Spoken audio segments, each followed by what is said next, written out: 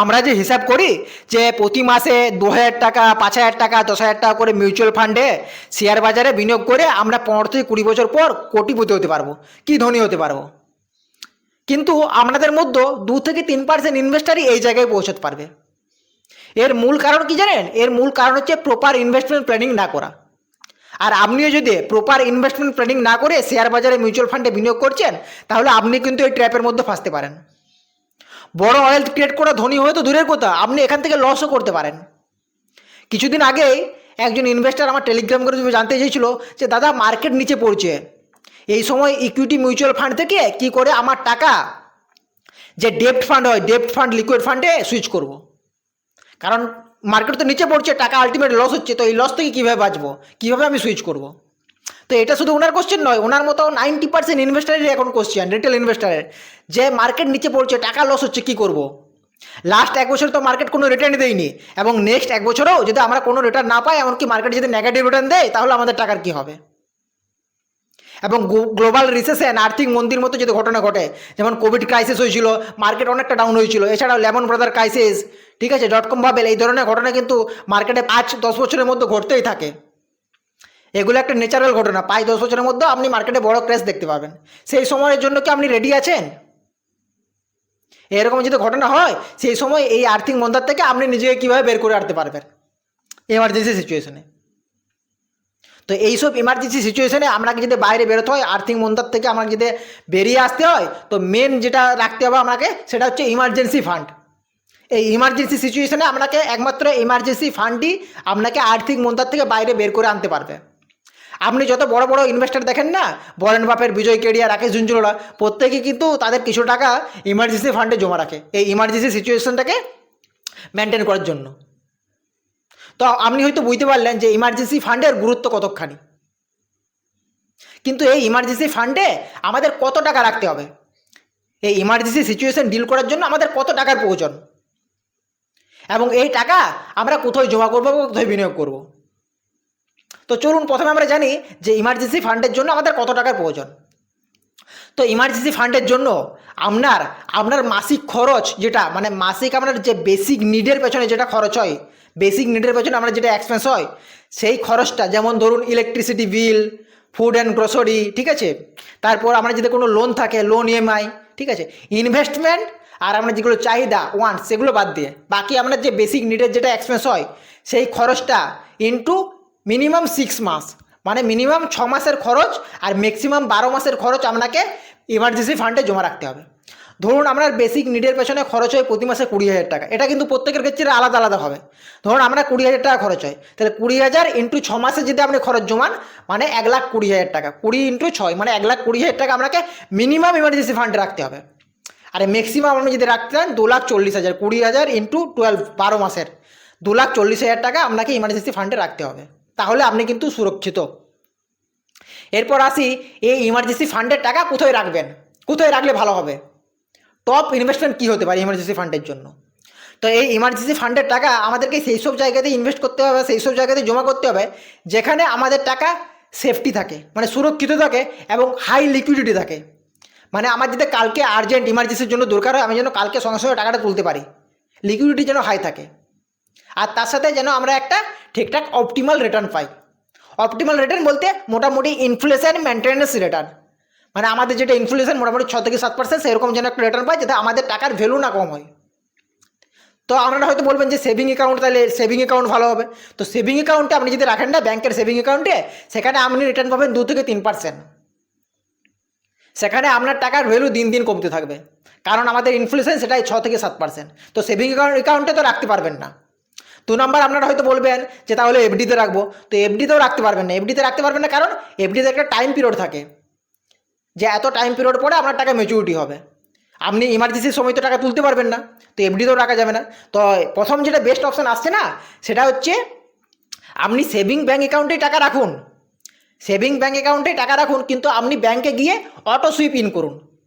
আপনি যদি auto sweep in করেন না, তাহলে আপনি সেখানে 3 থেকে 6.5% এবং সিনিয়র সিটিজেন হলে 4 থেকে 7.5% পর্যন্ত রিটার্ন পেতে পারেন।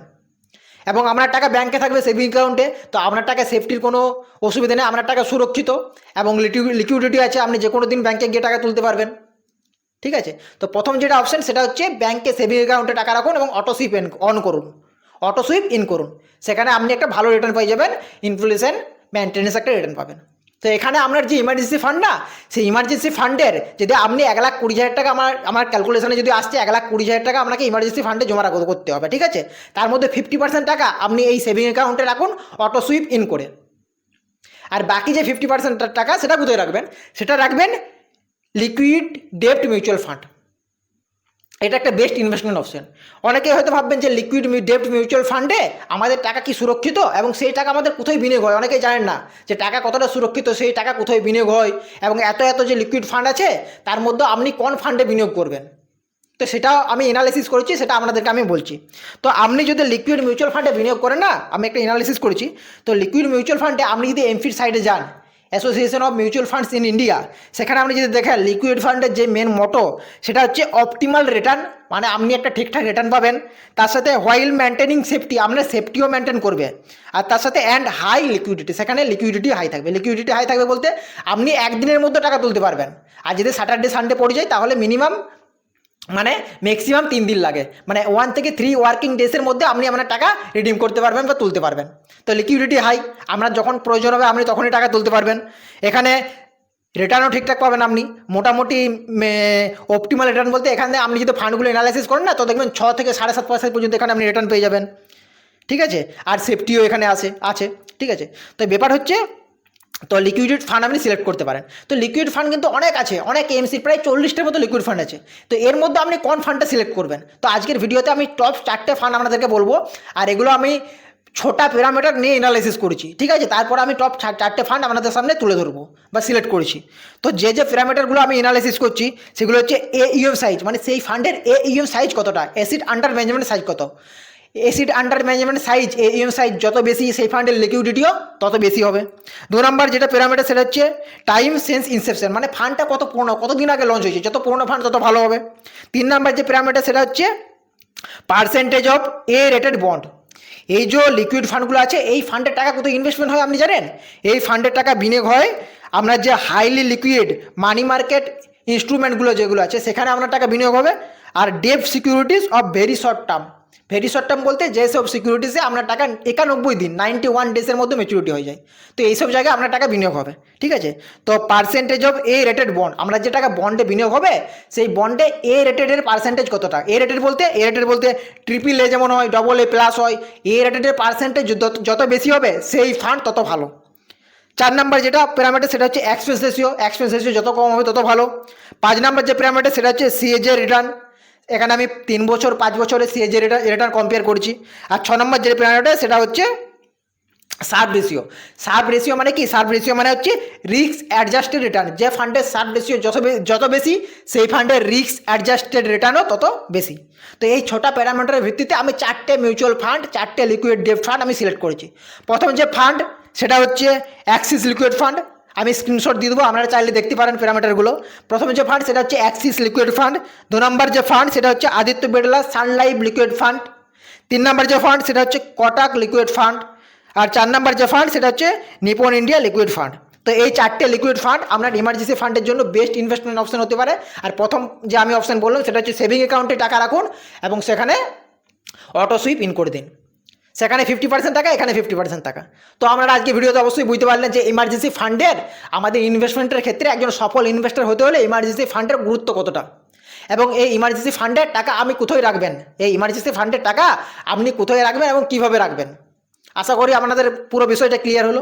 তো আজকের এই ভিডিওটা আপনাদের কেমন লাগলো, যদি ভালো লাগে, ইনফরমেটিভ মনে হয় তো অবশ্যই একটা লাইক করে দিবেন। আর লাইক করে যদি হাইক বাটন আসে অবশ্যই হাইক করবেন, আমি এতে মোটিভেট হবো আরও নতুন নতুন আপনাদের সামনে ভালো ভালো কন্টেন্ট নিয়ে আসতে পারবো। তো ভিডিও ভালো লাগলে অবশ্যই লাইক করে হাইক করে দেবেন এবং চ্যানেল নতুন হলে অবশ্যই চ্যানেলটাকে সাবস্ক্রাইব করে রাখুন। চলুন দেখা হবে নেক্সট ভিডিওতে। আপনাদের সকলকে ধন্যবাদ।